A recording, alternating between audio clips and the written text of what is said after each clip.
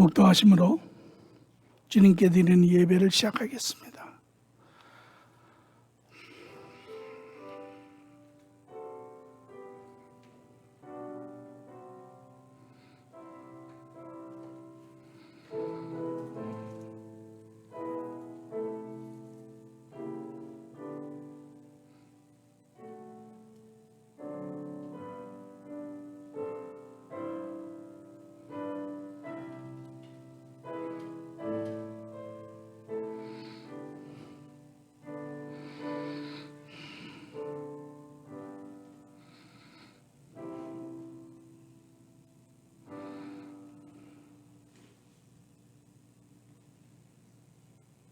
죄인되었던 저를 불러주시어 예수님의 십자가의 보혈로 제 안에서 자유하고 하나님의 자녀 삼아주신 주님, 그로 인한 힘든 역경 가운데서 주님을 사랑하는 박지혁 교회사라는 형제자매들이 주님 전에 모였습니다.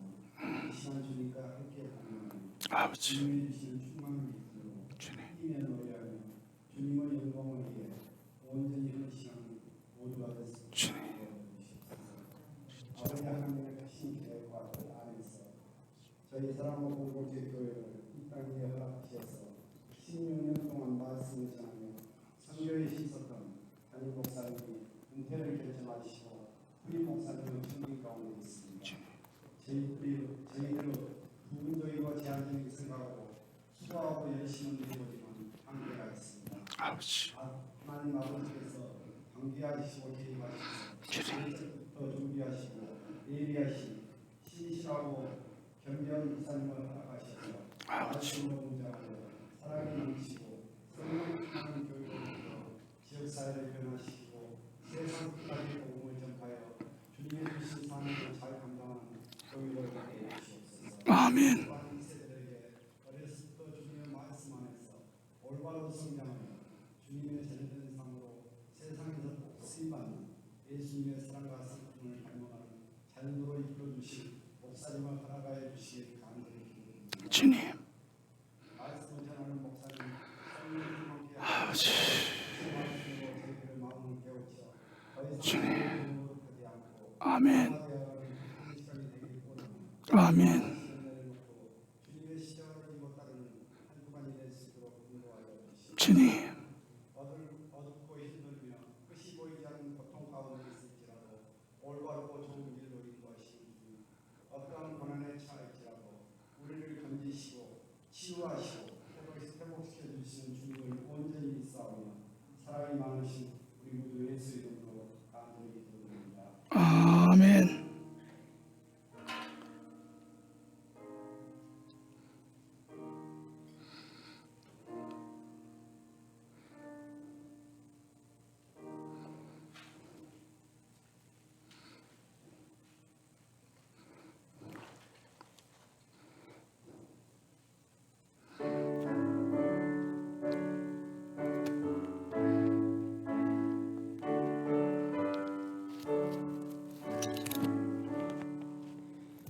복의 금 강림하사 찬송하게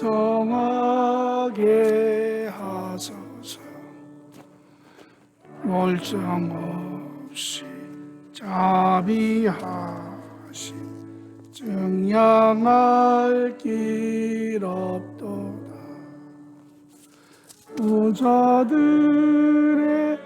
찬송가로 나를 가르치소서. 구속하신 그 사랑 인정합니다. 주의 크신 도움받아 이제까지 왔으니 이와 같이 전국에도 이르기를 바라네. 하나님의 꿈을 떠나 죄에 빠진 우리를 예수 구원하시려고 보혈을 주셨네. 주의 크신 은혜 받고 일생 빚진 자 되며 주의 은혜 싹을 대사 나를 주께 매소서. 우리 마음은 연약하여 범죄하기 쉬우니 하나님이 받으시고 전국인을 지소서. 아멘.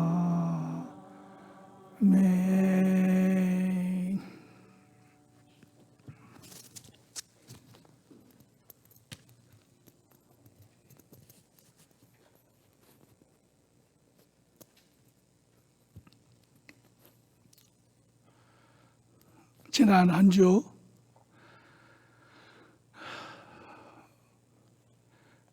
코로나 바이러스로 인해서 답답한 그런 시간들이 되셨죠. 어떤 분은 육체적으로, 어떤 분은 정신적으로, 어떤 분은 경제적으로, 어떤 분은 영적으로. 오늘 이것이 우리가 살고 있는 불완전한 또 죄로 인하여 망가진 세계의 모습이고 인간의 상이기도 합니다.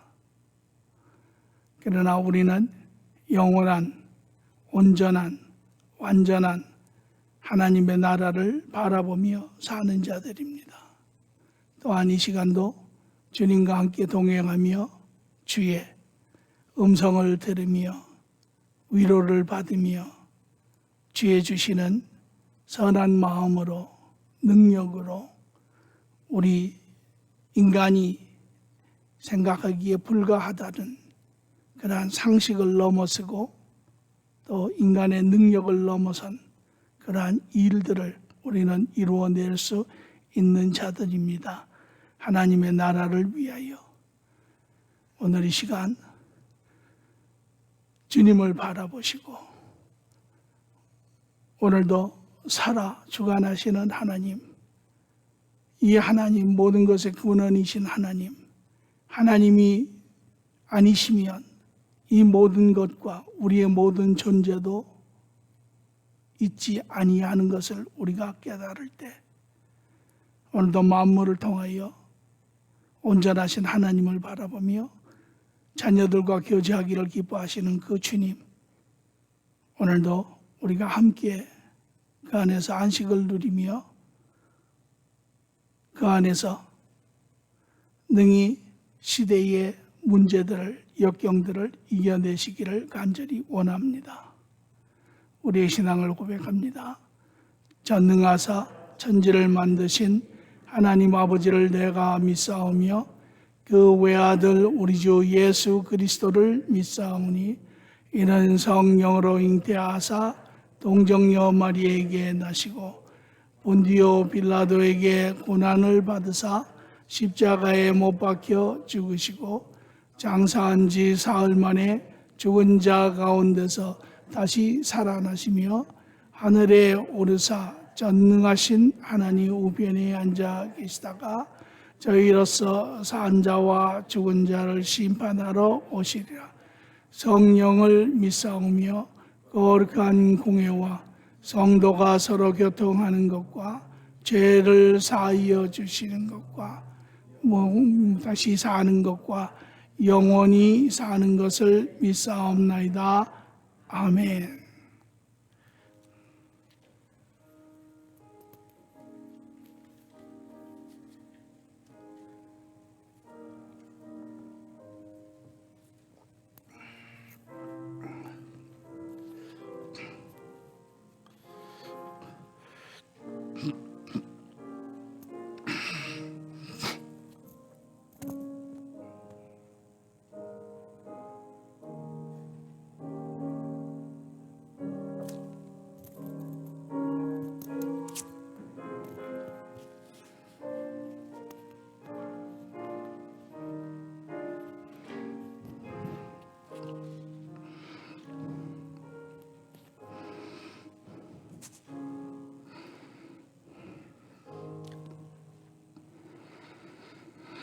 좋으신 아버지 하나님, 오늘도 우리에게 복된 시간을 허락하시고 주님과 교제하게 하심으로 인하여 우리로 하여금 다시금 하나님 자녀로 확인되게 하시고, 또한 주어진 삶의 시간들을 이기게 하시고, 또한 영원한 준비된 삶을 바라보게 하시는 주님 감사합니다.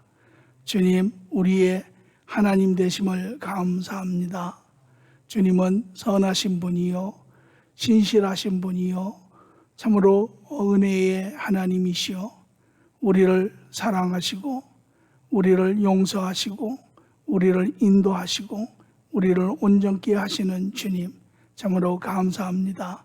이 시간도 우리의 고백은 우리가 참으로 믿을 수 있고 신뢰할 수 있는 분은 오직 하나님 한 분이신 것을 우리가 고백합니다. 예수님도 그의 삶 가운데 내가 사람들로 인하여 의지하지 아니함은 참으로 그들이 누구인지를 알미라 하신 것처럼 그것이 우리의 모습일진데, 오늘 우리 모두 더욱더 주님과 긴밀한 교제 안에 거하게 하시고, 또 그로 말미암아 세상에 하나님의 자녀로서의 사랑의 하나님 참으로 근간이 되어 세상과 많은 사람들에게 생명의 기쁨을 함께 나눌 수 있는 자들에게 하나님 인도하시고 하나님 동행하여 주시옵소서. 감사함이 예수님의 이름으로 기도합니다. 아멘.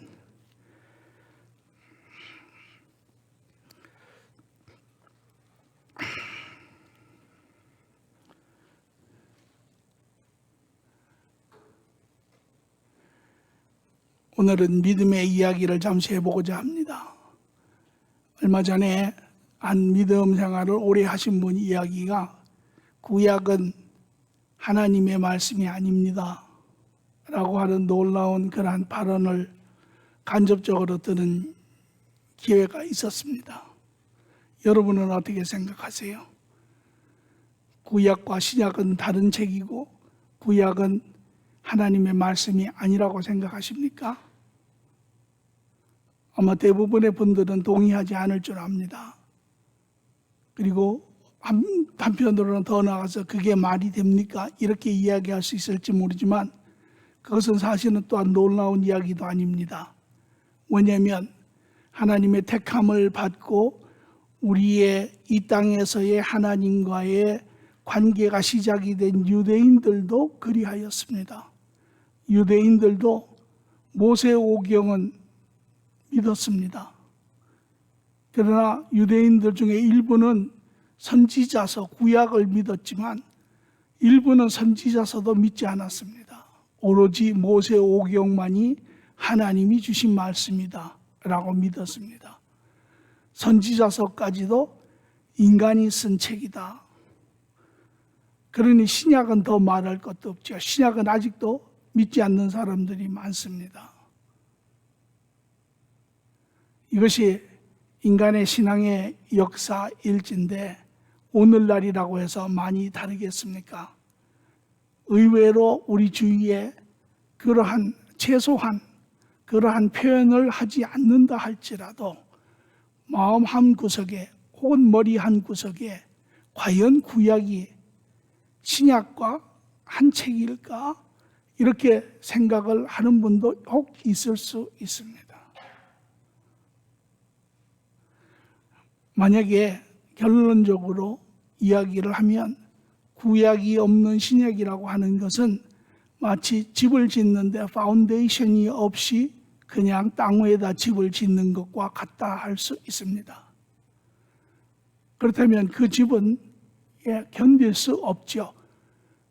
평상시에는 멀쩡히 보이지만 폭풍이 불고 문제가 생기고 흔들리고 하면 그 집은 금방 무너질 수밖에 없습니다.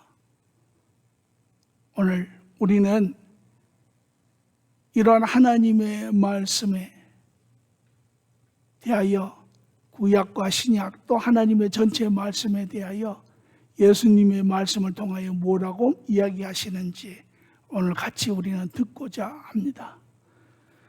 오늘 본문의 말씀은 마태복음 26장 17절에서 20절의 말씀입니다.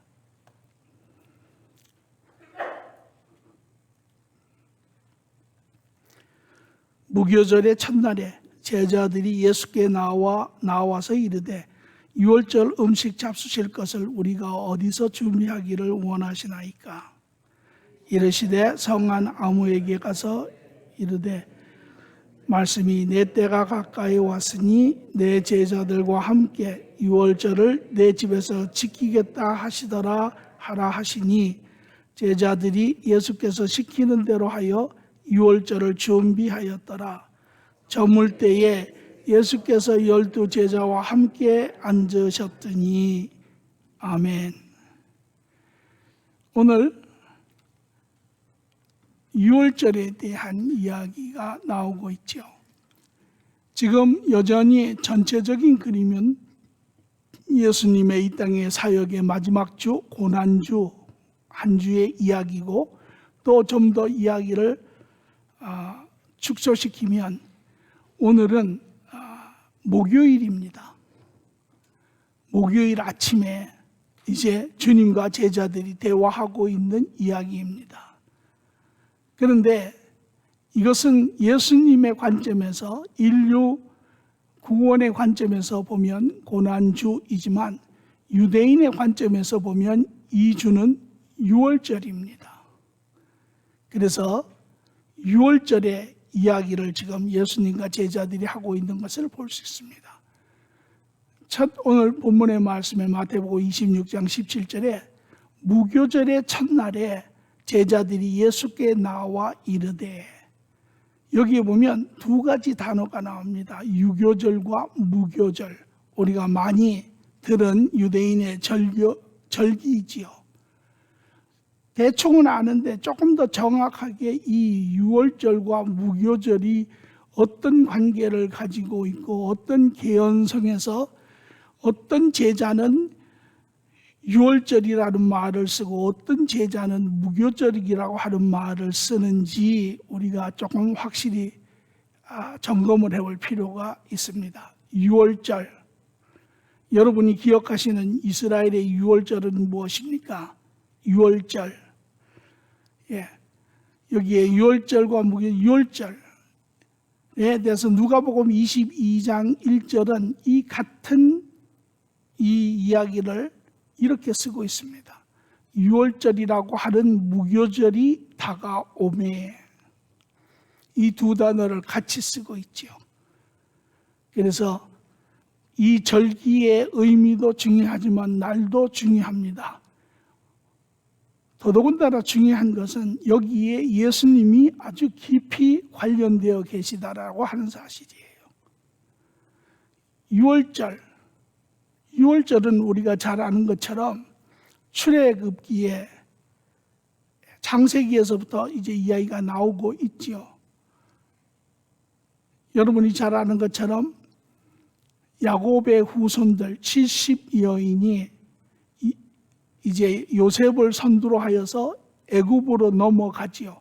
그러면서 가나안 땅에 있었던 기근도 피하지만 가나안 땅을 벗어나 이제 애굽에 분리된 그러한 영역 고센 지방이라고 하는 데서 그들이 이제 수가 증식하는 그러한 일이 있지요. 그 후에 이제 그들의 수가 인구가 급격하게 늘매 애굽의 왕이 두려워하여 이들을 이제 식민지화 시키고 그로 인하여 400년 동안 노예 생활을 하는, 그래서 그 고통을 하나님 앞에 간구하며 하나님께서 이제 모세를 보내시고 그들을 그 애굽의 고통에서 건져내시는 이러한 과정, 마지막 작업이 이제 10가지 재앙 중에 하나님이 10번째 마지막 재앙인 장자를 죽이는 그러한 죽음의 천사를 보내시어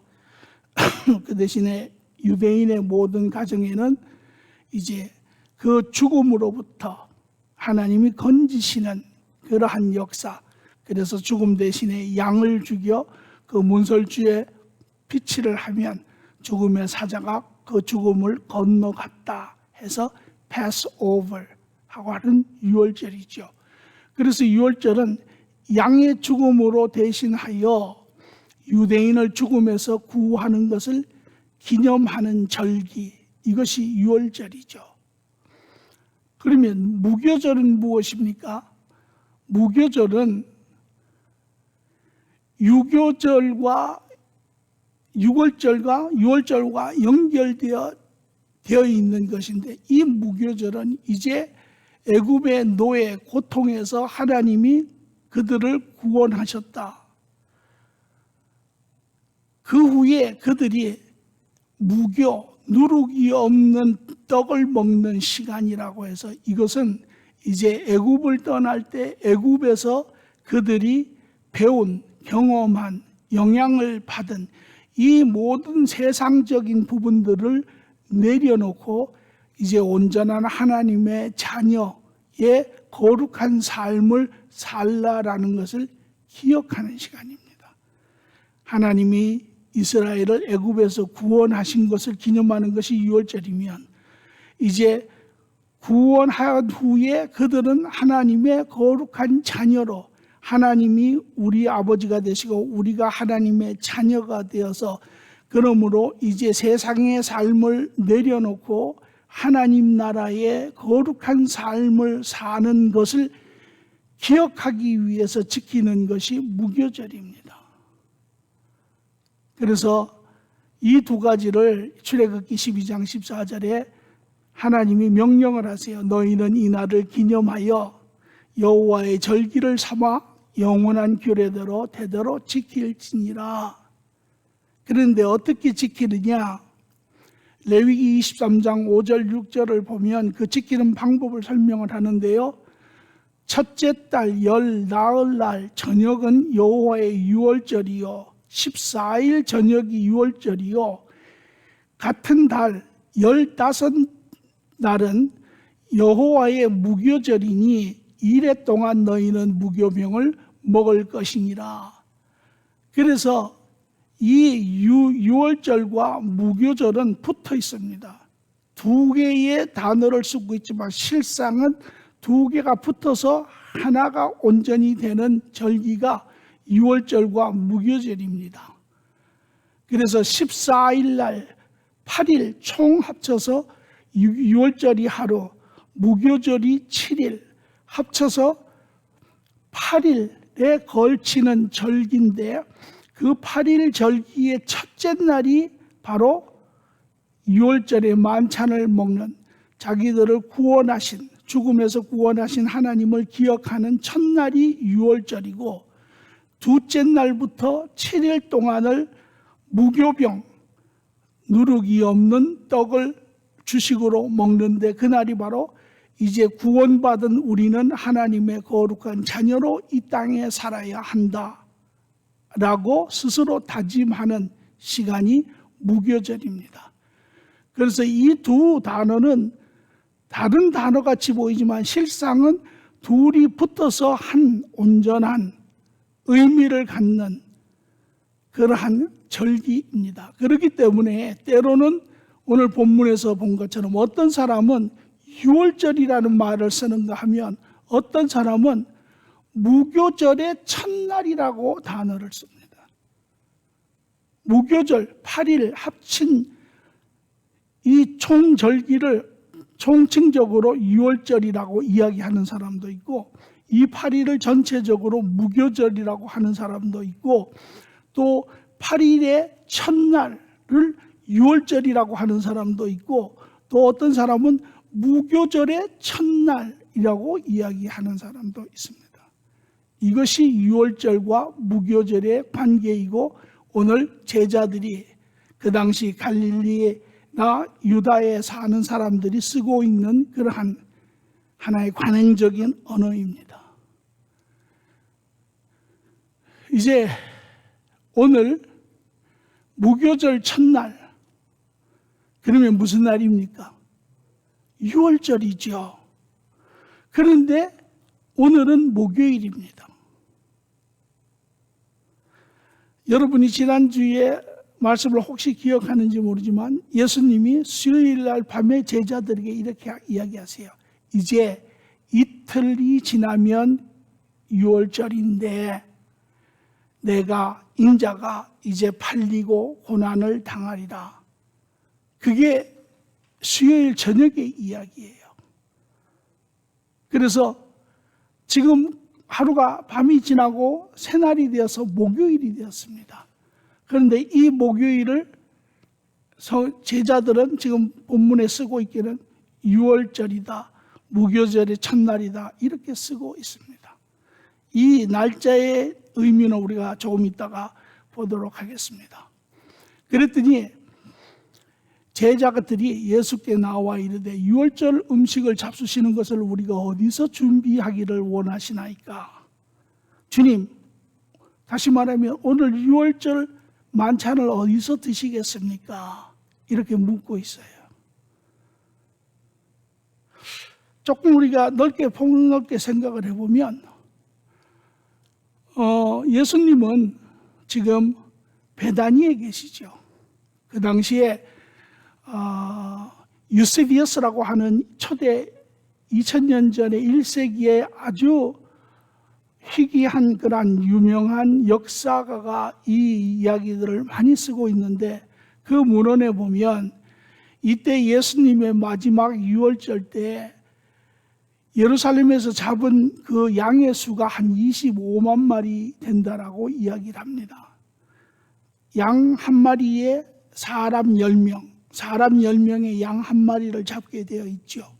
그러면 그 당시에 유월절을 모이기 위해서 원근각지 동서남북에서 흩어졌던 유대인들이 예루살렘에 그 당시에 모인 숫자가 대략 250만.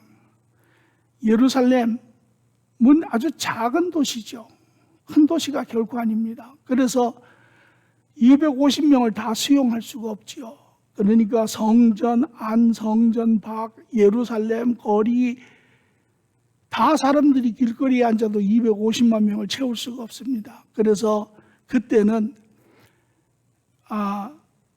일시적으로 이제 이 종교 지도자들이 지경을 넓힙니다. 그래서 동서남북 2마일의 지경을 넓혀서 잠시 동안 이 지경을 예루살렘이라고 한다. 그래서 예수님이 베다니에 계신 거예요. 베다니가 2m 안에 있는 곳입니다.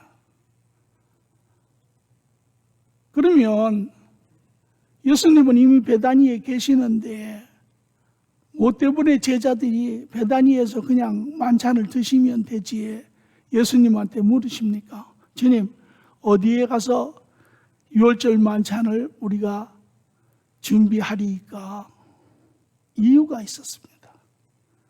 뭐냐면 유월절 장소는 유월절 규례에 의하면 유월절의 만찬은 반드시 예루살렘 안에서 지켜져야 합니다. 그래서 베다니에 계시던 예수님과 제자들도 이제 예루살렘 안에 들어가셔야 해요. 그런데 얼마나 번잡하겠습니까? 원근각지에서 외국에서 온 모든 연고자들이 자기네 집으로, 친척 집으로, 또 민박하는 곳으로, 그러니 거기에 예수님이 사실은 뭐 연고지가 있는 것도 아니시고 유월절 만찬을 할 그런 곳이 없지 않습니까? 그러니까 제자들도 그게 궁금했던 거예요. 주님, 어디서 어떻게 유월절 만찬을 하시려고 하십니까? 물은 거죠. 이때 예수님이 이렇게 이야기하세요. 누가복음 22장 8절에 예수께서 베드로와 요한을 보내시며 이르시되 가서 우리를 위하여 유월절을 준비하여 우리로 먹게 하라. 제자들 중에 일부를 떼어서 준비를 시키러 보내세요. 그런데 여러분이 말씀을 볼 때 그런 부분을 아마 기억하실 것입니다. 예수님이 무슨 일을 하실 때 보면 꼭 선발대로 몇 사람을 보내시는 경우가 있습니다. 대충 보면 베드로, 요한, 야고보 이 세 사람을 항상 선발대로 보내죠. 그래서 오늘 이 6월절 만찬을 준비하는데도 12제자, 물론 11명입니다. 지금은 왜 이미 가롯 유다가 지금 아직까지는 12명이죠. 이제 3명을 선발대로 보냅니다.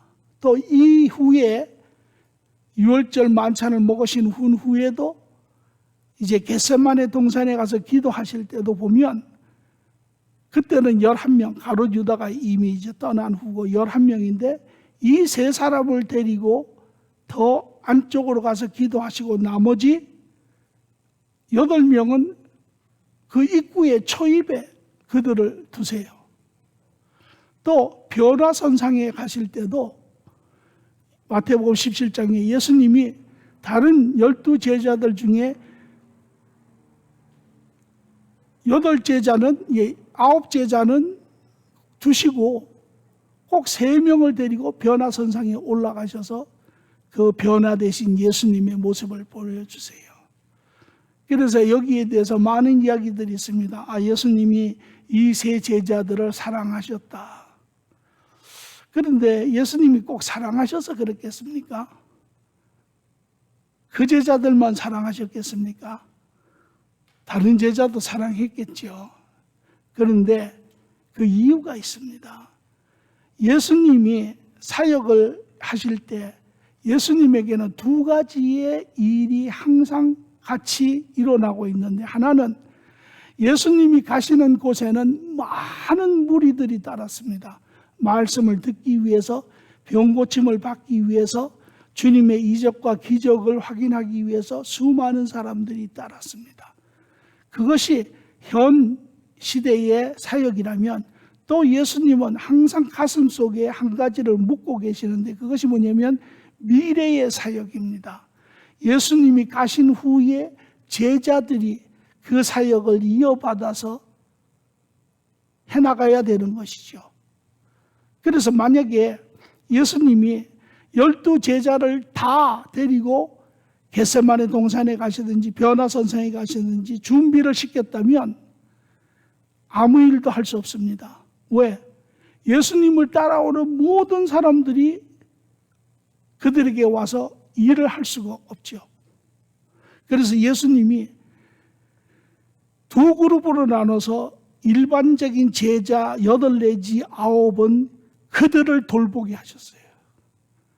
예수님을 쫓아오는, 예수님에게 도움을 청하는, 예수님의 도움을 필요로 하는 그들을 돌보게 하시고, 나머지 이 세 사람은 항상 분리를 시켜서 다른 일을 하게 하시는데, 그것이 무엇이냐면 바로 예수님이 하시는 일을 직접 참여하게 하시는 것을 봅니다. 그래서 변화선상에서도, 변화산에서도 예수님이 하시는 것을 직접 보고 경험하게 하고, 겟세마네 동산에서 기도하시는 것도 직접 그 옆에서 기도하게 하시고, 오늘 6월절의 만찬을 준비하는 것도 직접 그들이 준비하게 하세요. 왜냐하면 그들이 예수님이 하는 것을 직접 보고 배워서 그들의 목적은 그 후에 다른 제자들과 더불어 앞으로 다가올 사역을 가르쳐야 될 목적이 바로 거기에 있는 것입니다. 그래서 예수님이 이 2그룹을 분리를 해서 이 세 사람을, 아마 그 사람들이 가장 신앙적으로도 또 지도력에서도 뛰어난 세 사람이기에 주님께서 이 세 사람을 직접 가르치시고 보이시고 경험하게 하시고, 그래서 나중에 12제자들 중에서도 가장 지도자 역할을 감당하게 하고 모든 사람들을 가르치는 그 역할을 담당하게 하는 것을 볼 수 있습니다. 오늘 여기에 이제 이 세 사람을 또 보내세요. 너희가 가서 준비하라. 그런데 어디에 가서 어떻게 준비합니까? 마가복음 14장 13절에 보니 예수께서 제자들 중 2를 보내시며 이르시되 성내에 들어가라. 그리하면 물동이를 가지고 가는 사람들을 만나리니 그를 따라가라. 이렇게 이야기하세요. 아니 250만 명이 예루살렘에 모이고 그 당시에 뭐 거기 공동문물이 몇 개나 되겠습니까? 그러니 뭐 얼마나 거기에 사람들로 복작복작하고 바글바글 하겠어요. 거기서 사람을 어떻게 찾습니까? 그런데 지금 우리 한국 성경에는 그냥 사람이라고 했지만 미국 성경에 보면 이렇게 되어 있습니다. Go into the sea. A man will meet you carrying a pitcher of water. Follow him. 이렇게 얘기합니다. 여자가 아니고 남자라는 것이에요. 그러니까 이 당시에 뭐 옛날에 우리 뭐 동서고금이 다 다르지 않게 옛날에 가사의 내용은 여인들의 몫이었고 그 당시에 이스라엘도 이 물을 길러오는 이런 가사는 여인의 몫이었어요. 그래서 일반적으로 운물에 가면 대부분 뭐 99.9999 뭐 100%는 여인들이죠. 그런데 주님이 그것을 선별하시기 위해서 뭐라고 이야기하시면 거기에 가면 너희가 물동이를 지고 가는 한 남자를 보리라. 그렇게 이야기를 하세요. 그러니까 제자들이 그 사람을 구별할 수 있지요. 예수님은 이미 하나님의 이 뜻을 이루실 것을 준비하시고 다른 믿음의 사람을 통하여 이 6월절 만찬을 준비하고 계시는 것을 볼 수 있습니다. 그래서 마가복음 14장 14절에 15절을 보니 그가 들어가는 그 집 주인에게 이르되 선생님의 말씀이 내가 내 제자들과 함께 6월절 음식을 먹을 나의 객실이 어디에 있느냐 하시더라 하라. 그리하면 자리를 펴고 준비한 큰 다락방을 보이리니 거기서 우리를 위하여 준비하라 하시니. 다락방이 이미 준비가 되어 있죠.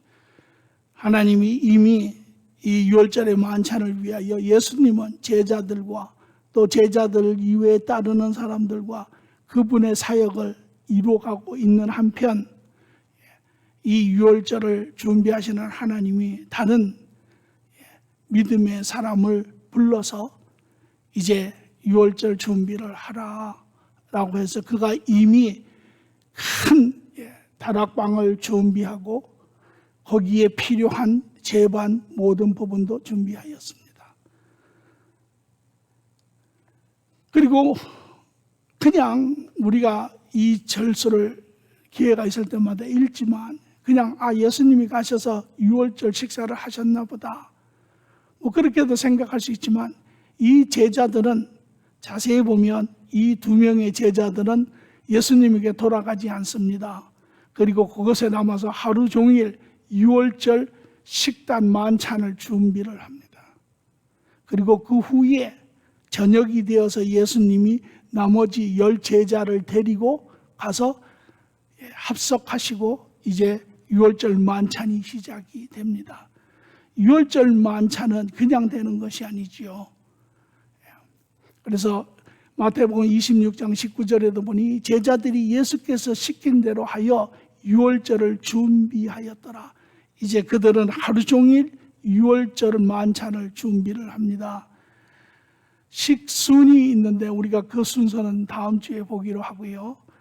이제 그 중에서도 여러 이제 빵도 굽고 또 쓴 나물도 준비하고 여러 이제 술도 준비하고 여러 가지를 준비하지만 그 중에 가장 하이라이트는 양입니다. 출애굽기 12장 6절에 보니 이달 열 나흘날까지 간직하였다가 해질 때에 이스라엘 회중이 그 양을 잡고 이 양은 이미 절기에 대한 그 법도가 있습니다. 그래서 14일날 6월절 만찬을 하게 되면 나흘 전 10일에 그 양을 정합니다. 그리고 나흘 동안을 잘 간직했다가 이 14일날 되는 날에 양을 잡는 것입니다. 그래서 유대인의 규례에 의하면 6월절 만찬을 위한 양은 사흘 전에 대상을 선정을 하고 이제 사흘이 지나면 출애굽기 12장 3절에 보면 너희는 이스라엘 온 회중에게 말하여 이르라. 이달 열흘에 너희 각자가 어린 양을 잡을지니 각 가족대로 그 식구를 위하여 어린 양을 취하라. 열흘에, 그러니까 사흘 전이죠. 그리고 이제 규례에 의하면 이 양을 잡는데 그냥 잡는 것이 아니고 이른 오후와 늦은 오후 이 사이에 양을 잡게 되어 있습니다. 이른 오후가 3시, 늦은 오후가 5시에 양을 잡는 것입니다.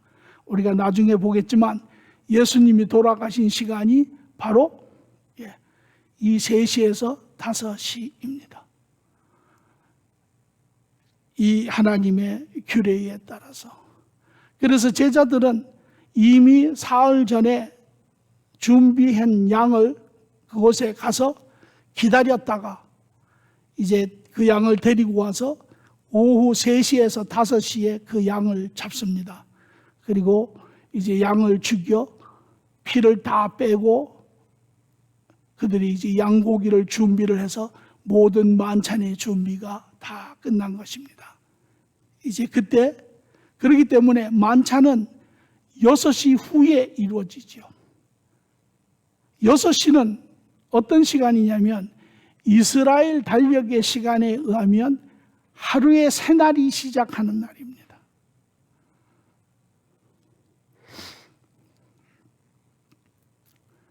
이러한 이제 유월절 만찬에 대한 모든 준비가 장소적으로 또 만찬의 모든 음식적으로 이런 것들이 이제 다 준비가 되고 제자들이 준비를 하였습니다. 그리고 20절 마지막 절에 보니 저물 때에 예수께서 12 제자들과 함께 앉으셨더라. 이제 만찬의 시간이 시작이 되는 것입니다. 그런데 오늘 우리가 여기에서 한 가지 눈여겨보아야 할 부분이 있는데 예수님은 왜 유월절 만찬을 목요일 날 하셨을까요? 왜? 성경을 보면 성경은 무엇이라고 이야기하냐면 그 해의 유월절은 금요일입니다. 그래서 우리가 예수님도 금요일 날 돌아가시죠.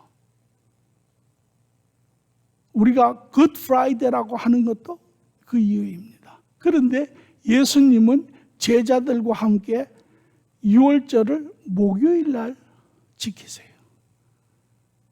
금요일 날 지켜야 하는데 몇 가지를 보겠습니다. 마태복음 26장 2절을 보니 우리가 본 것지만 너희가 아는 바와 같이 이틀이 지나면 유월절이니라. 목요일 수요일 날 저녁에 예수님이 이야기하세요. 그러니까 목, 금, 금요일 날이 유월절이라는 거죠. 예수님도. 또 마태복음 26장 17절의 말씀을 보니 무교절의 첫날에 제자들이 예수께 나와 이르되 유월절 음식을 잡수실 것을 우리가 어디에서 준비를 하기를 원하시나이까. 또 제자들은 유월절을 목요일 날 이야기를 하고 있습니다. 그리고 예수님은 제자들과 목요일 날 유월절 만찬을 지내세요. 성경에는 나타나는 유월절이 2개의 유월절이 나타나고 있습니다. 하나는 목요일이고 하나는 금요일입니다. 마태복음 26장 18절 19절을 보니 이르시되 성한 아무에게로 가서 하는 선생님이 말씀이 내 때가 가까웠으니 내 제자들과 함께 유월절을 내 집에서 지키겠다 하라 하시니 목요일이죠. 제자들이 우리 선생님이 목요일인데 오늘 유월절을 당신 집에서 지키겠다라고 이야기를 하십니다. 제자들이 예수께서 시키는 대로 하여 유월절을 준비하였더라. 목요일 날 지켰습니다. 예수님이 제자들과 지킨 유월절은 목요일입니다. 또 요한복음 19장 14절을 보면 이날은 유월절의 준비일이라. 유월절 첫날이라는 것입니다. 때는 제6시라. 빌라도가 유대인에게 이르되 보라 너희의 왕이로다. 이 장면은 예수님이 금요일 날 빌라도 앞에서 재판을 받는 날입니다. 그런데 6월절이 전날이라고 이야기를 하세요. 또 보면 그 다음에 같은 그러한 때입니다. 요한복음 18장 28절에 보니 그들이 유대 종교 지도자들이 예수를 가야바에게서 관정에서 끌고 가니 새벽이라, 금요일 새벽입니다. 그들은 더럽힘을 받지 아니하고 유월절 잔치를 먹고자 하여 관청에 들어가지 아니하더라. 빌라도의 관청에 들어가지 않았습니다. 왜? 들어가면 이방인들로 인하여 자기들이 더러워지면 유월절의 만찬에 동참할 수 없다라는 것입니다. 그래서 유대인들이 지키는 유월절은 금요일입니다. 예수님이 지키신 유월절은 목요일이고 유대인들이 지키는 금요일은 유월절은 금요일입니다. 이유가 있습니다.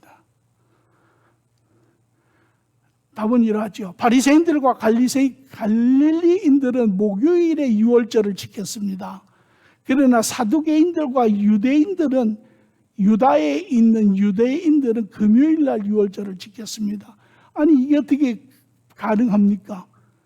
다른 것도 아니고 유대의 절기인데 원래대로 따지면 이 해 예수님의 이 마지막 고난주가 있는 이 해에 유월절은 금요일입니다. 그런데 여러분이 잘 아시는 것처럼 유대인들이 하나님의 절기를 오랫동안 지켜왔죠. 그런데 그 가운데 큰 지각 변화가 생기는 일이 생깁니다.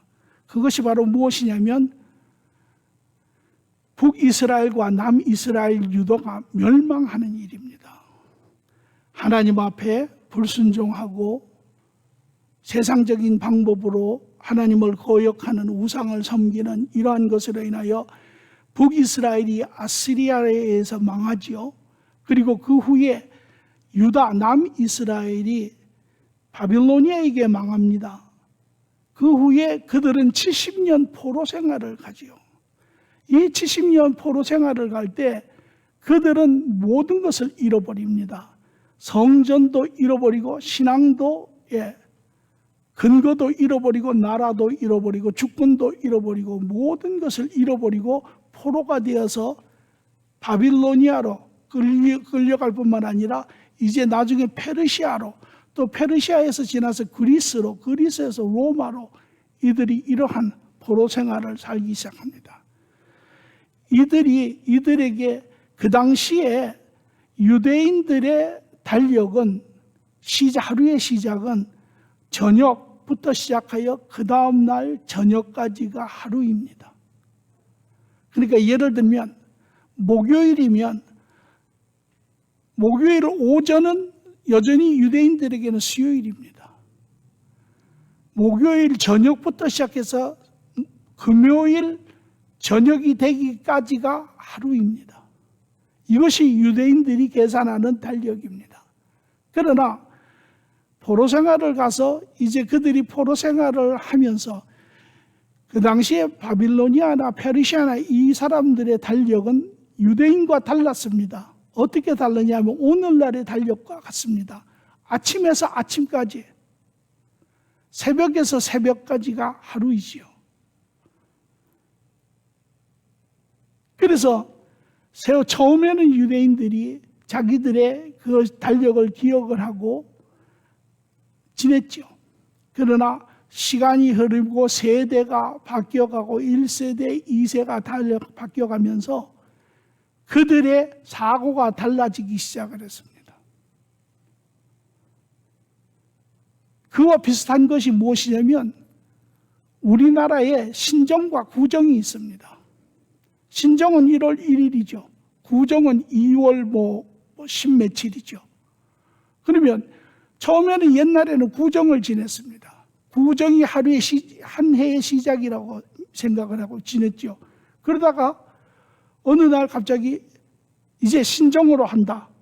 국가에서 공포하고 해서 1월 1일이 한 해의 시작이 되었습니다. 지금 한국은 어떻습니까? 일부는 구정을, 일부는 신정을, 이렇게 되죠. 그와 마찬가지로 이제 이들이 포로 생활을 하고 돌아온 후에 이들이 보는 달력의 개념은 다르습니다. 그래서 특히 이제 소위 말하는 그 시나고그라고 하는 그 회당을 중심으로 한 갈릴리 지역에 있는 사람들은 목요일을 하루 시작 목요일 아침부터 아침을 이들은 유월절로 본 것이에요. 그러나 유다 그들의 그 성전을 중심으로 한 그 사두개인들과 유대인들은 저녁에서 저녁을 본 것입니다. 그러니까 시간이 달라, 하루의 시간이 차이가 있어요. 그래서 이 당시에는 갈릴리에서 온 사람들은 목요일 날 양을 잡고 유월절을 지냈습니다. 그러나 이 예루살렘을 중심으로 한 유다인들은 금요일을 중심으로 하여 양을 잡고 만찬을 지냈습니다. 이것이 바로 두 가지의 그런 유월절이 있는 의미인데, 여기에 사실은 이 70년도의 포로라는 것이 많은 영역에서 지각 변동을 이루었는데, 또 하나 오늘 우리가 하도 문제가 있는 부분이라서 제가 조금 언급을 하면, 유대인이 가지고 있었던 문제 중에 또 하나의 가장 본질적인 근본적인 것이 바로 무엇이냐면 대면 예배입니다. 오늘 대면 예배가 아주 많이 언급이 되고 있죠. 그래서 일부의 교회에서는 대면 예배를 목숨을 걸고 해야 한다. 정부가 대면 예배 못하는 것을 종교적인 자유를 탄압하는 것이다 라고 하는가 하면, 또 한편으로는 우리 믿음의 사람들이 본인이 되어야 된다. 우리는 대면 예배를 우리는 포기해야 한다. 뭐 이런 여러 가지 지금 이슈들이 되어가고 있고, 또 반대로 결과적으로 지금 교회가 세상으로부터 많은 지탄의 지금 대상이 되고 있습니다. 대면 예배로 인해서 지금 코로나 바이러스가 확산되어 간다. 그래서 지금 종교계에서도 보면 이거를 도대체 어디에다 근거를 두고 대면 예배를 해야 되는지 안 해야 되는지를 제가 보기에는 잘 모르는 것 같아요. 대면 예배, 우리도 대면 예배를 하지만 큰 은혜지요. 식구들이 모여서 주님과 같이 예배를 드릴 수 있는 것, 참 큰 기쁨이고 즐거움이고 우리에게는 말할 수 없는 그런 복된 시간입니다. 그러나 이제는 우리의 그냥 생각적인, 감성적인, 우리의 그냥 세상적인 어떠한 판단으로 우리가 거기에 대한 언급을 한다면 더 많은 우리는 문제를 일으킬 수밖에 없습니다. 그러면 하나님이 무엇이라고 이야기하는지를 보아야죠. 우리의 기준점은 이제 하나님의 말씀입니다. 이 당시에 유대인들이 가지고 있었던 가장 큰 문제가 바로 그것입니다. 왜? 유대인들은 우리가 이야기하는 태버나클이라고 하는 천막, 거기에서부터 시작이 되죠. 그리고 그 안에 하나님의 지성소가 있고 그 지성소 안에 하나님이 그들과 함께 하셨어요.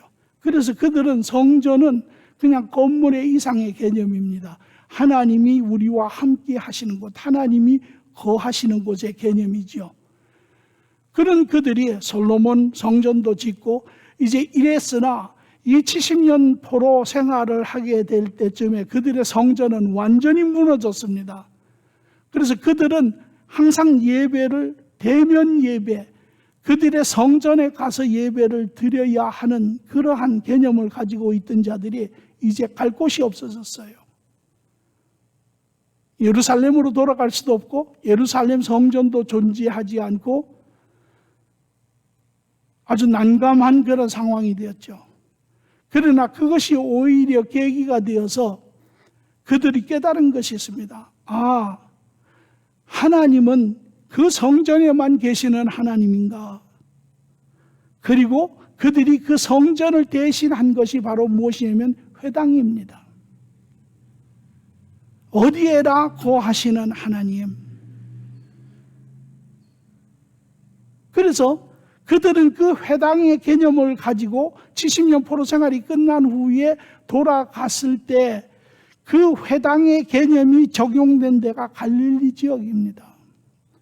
그러나 반대로 돌아갔을 때 예루살렘으로 돌아가서 다시 성전을 재건축한 개념을 가지고 있는 사람들이 바로 이 종교 지도자들입니다. 그래서 갈릴리의 사람들은 주일날 자기들 말로 하면 안식일이지만 안식일에 회당에 가서 하나님을 예배했죠. 그러나 예루살렘에 있는 사람들은 예루살렘 성전에 가서 드렸습니다. 이제 성전은 하나님이 계시는 곳이 아닙니다. 하나님의 사람들이 함께 예배드리는 곳이고, 우리가 대면 예배를 드릴 수 있는 것은 기쁜 일이죠. 저도 우리 교회가 상황이 그래도 그나마 나아서 대면 예배를 드릴 수 있는 것이 아주 감사합니다. 그러나 상황이 좋지 않으면 우리도 대면 예배를 금해야 합니다. 왜? 정부가 하나님의 일종의 사자가 되어서 인류의 공존을 위해서 애쓰고 있는 것이기 때문에 우리도 협조를 해야죠. 그것이 인간의 생명을 위협하면 우리도 멈춰야 합니다. 그래서 고린도전서 다윗은 이런 이야기를 합니다. 모든 것이 가하나 모든 것이 다 유익한 것은 아니니라. 우리가 믿음의 사람들이 더 세상에 본을 보여서 오히려 세상 사람들에게 좋은 그러한 바른 옳은 사람들로서의 모습을 보여야죠.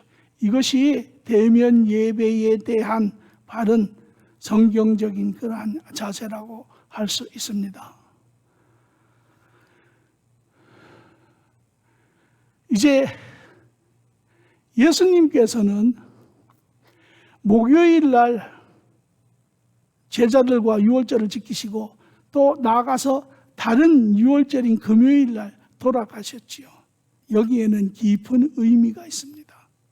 예수님은 목요일 유월절을 지키심으로 상징적 예표인 유대 유월절을 하나님의 뜻을 의로움을 드러내시고 옳음을 드러내시고 금요일 유월절에 죽으심으로 유월절의 구원의 양의 온전하고 영원한 양의 실체로 죽어 유월절을 완성하신 것입니다.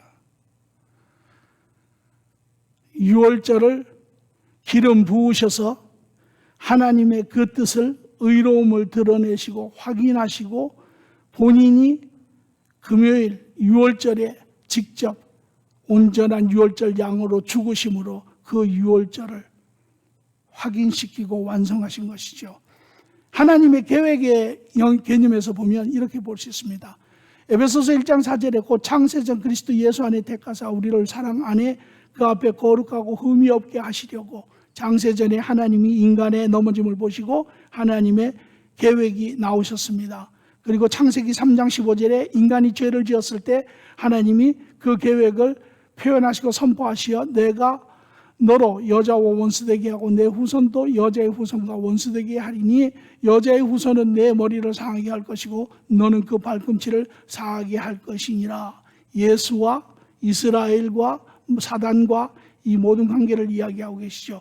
그 후에 모세가 이스라엘의 모든 장로를 불러 그들에게 이르되 너희는 나아가 너희의 가족대로 어린 양을 택하여 유월절 양으로 잡고 우슬초를 묶음을 가져다가 그릇에 담아 피를 적셔서 그 피를 문 임방과 좌우 설치에 뿌리고 아침까지 한 사람도 자기 집 밖으로 나가지 말라.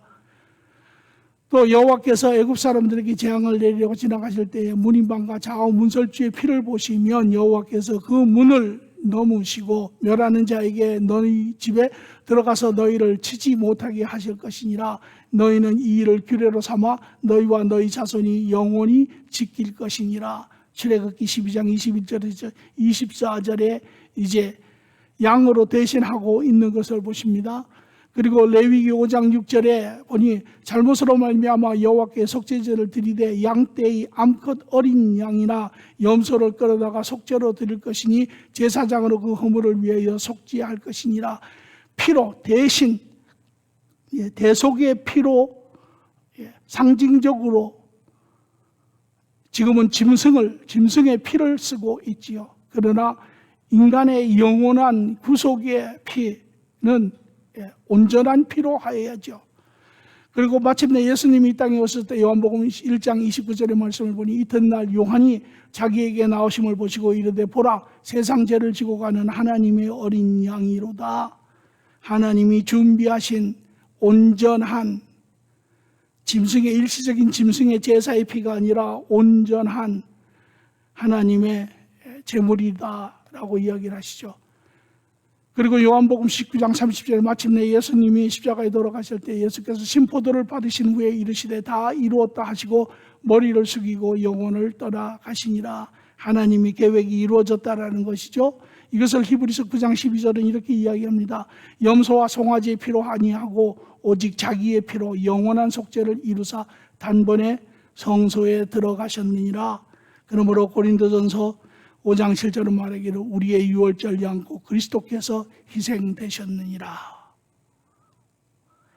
예수님이 바로 유월절의 주인이신 것입니다.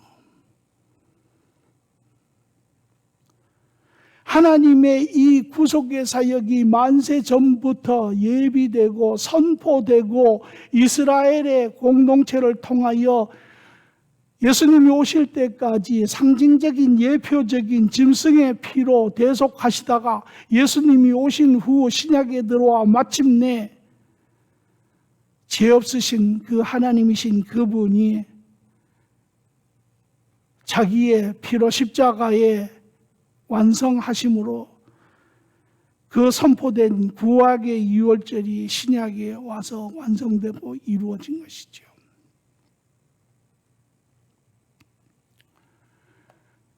예수님은 구약과 신약의 유월절을 완성하시고 본인이 유월절의 원주인이신 것을 증명하셨습니다.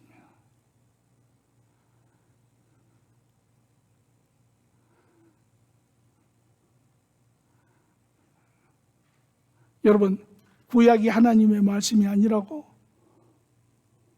혹 생각하십니까? 하나님이 구약과 신약을 이뤄내실 능력이 없다고 생각하십니까? 하나님은 우리가 온전히 신뢰하실 수 있는 완전하시고 온전하신 분입니다. 그분의 시작이고 끝이고 알파고 오메가입니다. 그는 과거의 미래를 보시고 미래의 과거를 보시는 분이시죠. 시공간을 만드신 이가 하나님이십니다. 구약이 없는 신약은 마치 근거가 없는 세워진 건물과도 같습니다.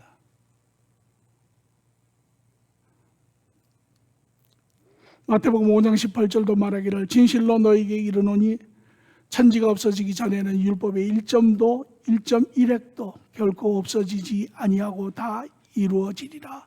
하나님의 말씀은 반드시 이루어지죠. 하나님은 우리를 온전히 사랑하시는 우리의 아버지십니다. 그분은 온전하신 하나님이실 뿐만 아니라 우리를 온전히 사랑하시는 아버지 어떻게 아냐고요? 우리 인간이 가지고 있는 크고 많은 수많은 질문과 문제와 어려움과 고민들이 있지만 인간에게 있어서 가장 크고 가장 본질적인 고통은 바로 죄입니다. 히브리서 2장 14절 15절을 공동번역을 제가 적었습니다. 공동번역은 천주교 번역입니다.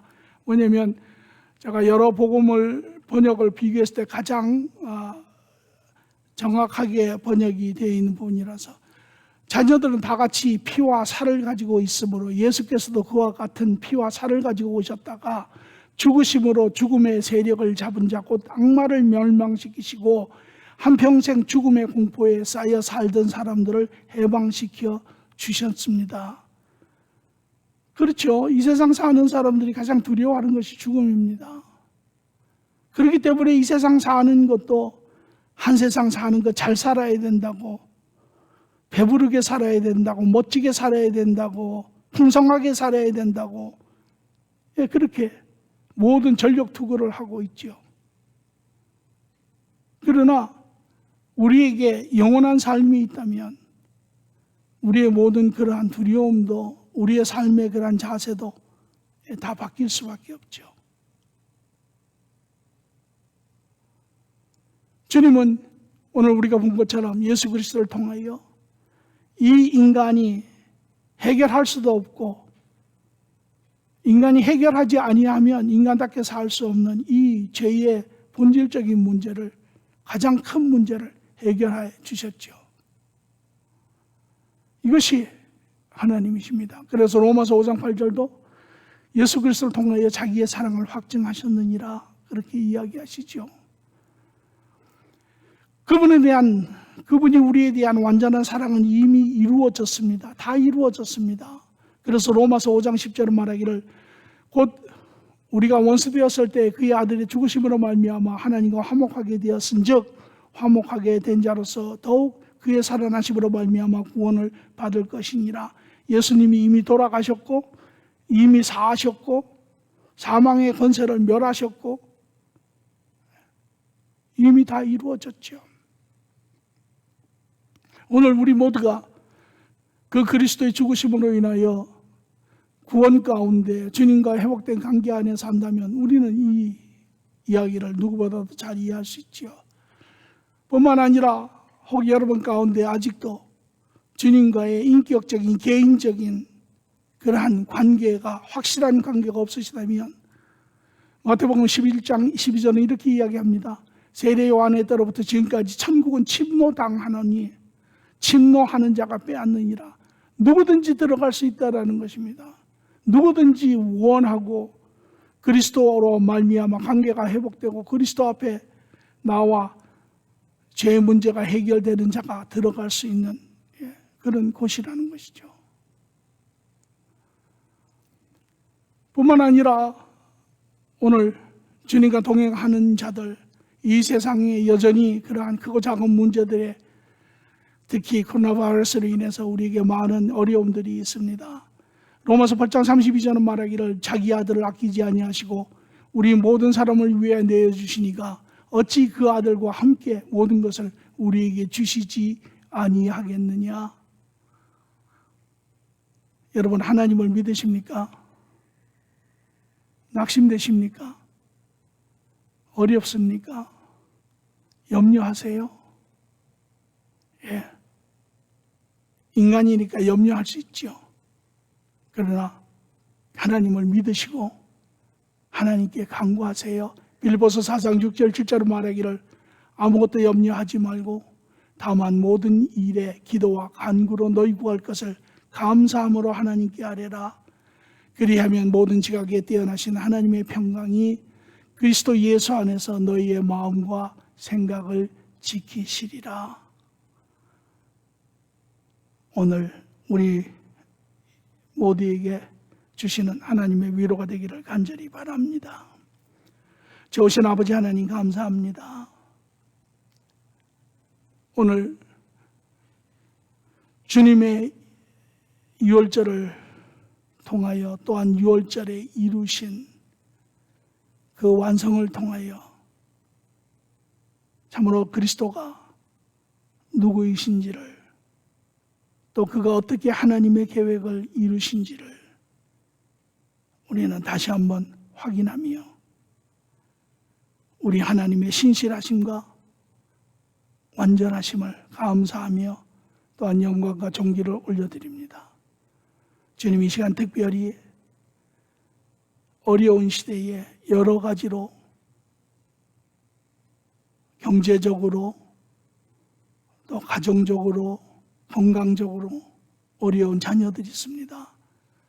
주님께서 그 심령을 하나님 위로하시고 평강으로 안식하게 하시고, 또 주님 앞에 간구할 때 주의 도우시는 그러한 손길로 인하여 하나님, 이 땅에 하나님의 자녀들의 삶을 통하여 주의 기쁨이, 주의 영광이 드러나게 하여 주시옵소서.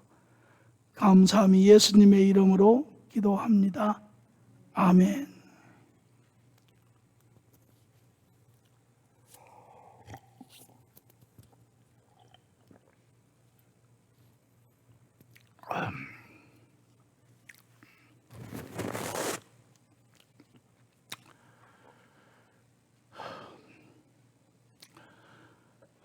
어떻게 다들 조심들 하고 계세요?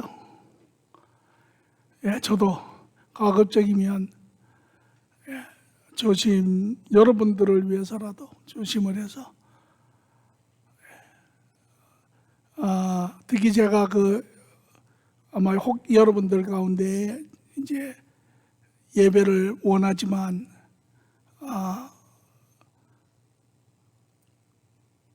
제가 바라기는 우리 서로가 서로를 우리가 돌보아야 합니다. 그래서 물론 어떤 방법으로든 본인의 그런 가능성이 있는 분들은 스스로 자가 격리해 주시고, 또 본인이 여러 사람들에게 노출이 되었을 때 필요에 따라 스스로 자가해 주시고 격리해 주시고, 또 몸이 안 좋으시다든지 이럴 때도 저도 마찬가지입니다. 제가 그런 증세가 있으면 여러분 모두에게 피해가 가지 않겠습니까?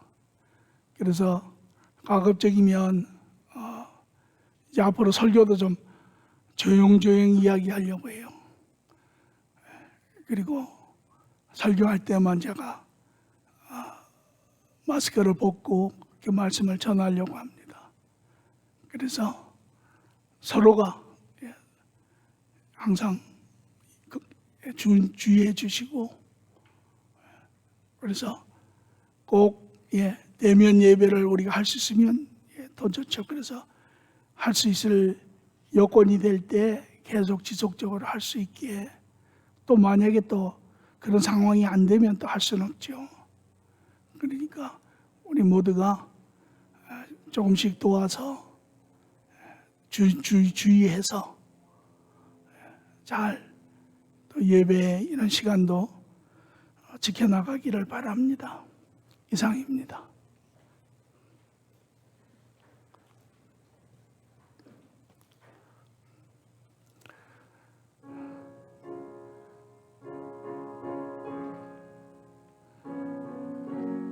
삼 절까지 합시다. 3절에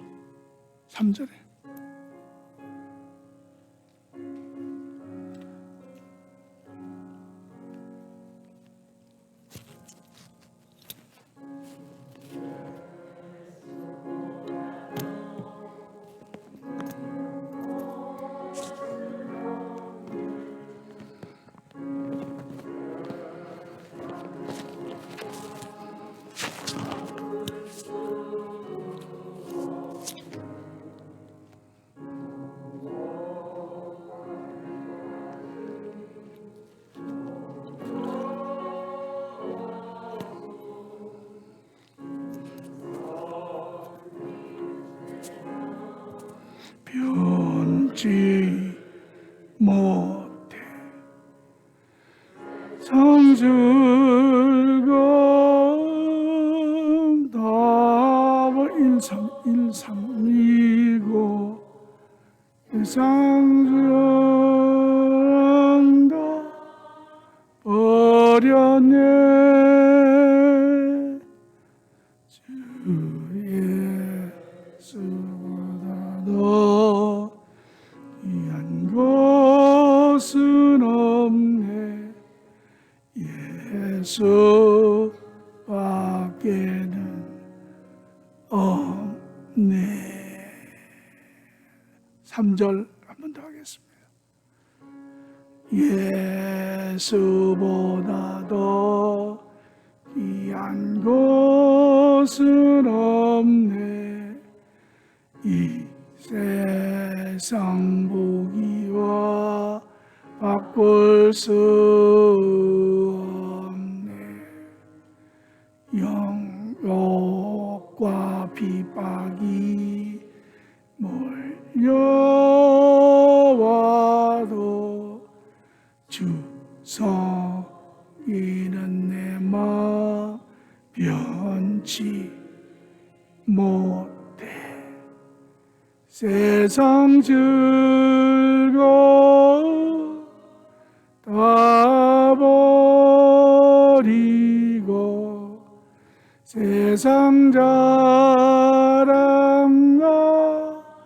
어렸네. 주 예수보다 더 귀한 것은 없네. 예수 밖에는 없네. 이제는 우리 주 예수 그리스도의 십자가의 크신 은혜와 하나님 아버지의 극진하신 사랑과 성령님의 동행 주관하심이 오늘 6월절 예수님의 완성을 보며 참으로 우리를 향하신 주님의 사랑, 모든 인류를 죄 가운데 영원한 구속을 계획하시고 선포하시고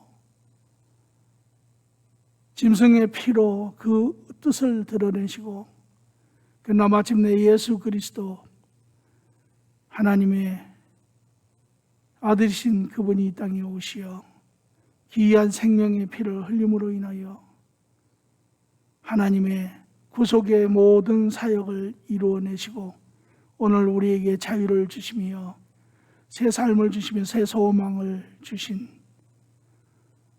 주님 안에 안식을 누리며 기뻐하며